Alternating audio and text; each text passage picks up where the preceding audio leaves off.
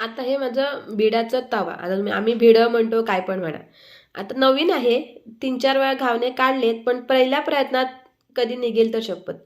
आज होता घावण्यांचा सकाळी नाश्ता आणि पहिल्या प्रयत्नात हे काढायला गेले, तर कडा सोडून घेतल्या, पण सुटायचं काही नाव घेईना. म्हटलं असू दे, आपण प्रयत्न करत राहायचे. असंच काढून ठेवलं तर वापरात आणायचं कधी? म्हणून मग मी काढायला घेतले.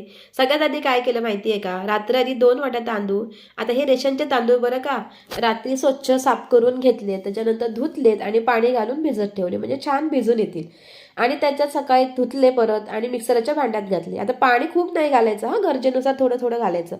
मग जेवढं गरज होती तेवढं पाणी घातलं आणि मिक्सरमध्ये वाटून घेतलं. आता एकाच वेळी सगळं वाटलं गेलं असतं, पण ते बारीक झालं नसतं, त्याच्यामुळे मी 2 वेळा वाटायला घेतलं. आणि जे वाटून घेतले ना, ते आता एका बाउलमध्ये काढून घेतलं. आणि जे दुसरं वाटण आहे ना, ते पण परत वाटून बाउलमध्ये काढून घेतलं. आता याच्यात तुम्हाला पीठ किती पातळ पाहिजे, किती पातळ घावणे करायचे आहेत, त्याच्यानुसार पाण्याचं प्रमाण ठरतं. तर मी इथे त्याच्यात अर्धी वाटी पाणी घातलं, चवीनुसार मीठ घातलं आणि हे मिक्स करून घेतलं व्यवस्थित आणि बाजूला ठेवलं. आता हे भिडं बरेच दिवस झाले वापरलं नाही, त्याच्यामुळे ना पटकन त्याच्यावर निघत नाहीत. आता म्हटलं तवा गरम करायला ठेवूया, तेल लावूया आणि परत धुवून घेऊया.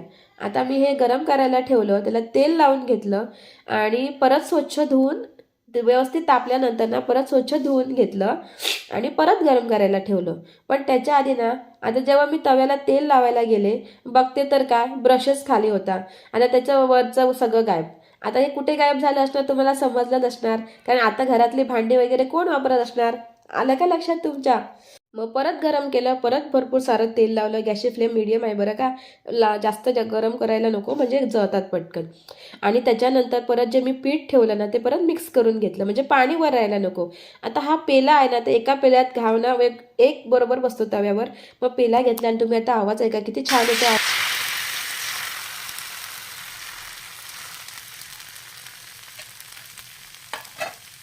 आणि त्याच्यानंतर एक 5 मिनिटांनी बघा, हा माझा पहिला प्रयत्न. हा पहिला खराब झाला म्हणणार नाही, फक्त गोल आला नाही एवढ्यात.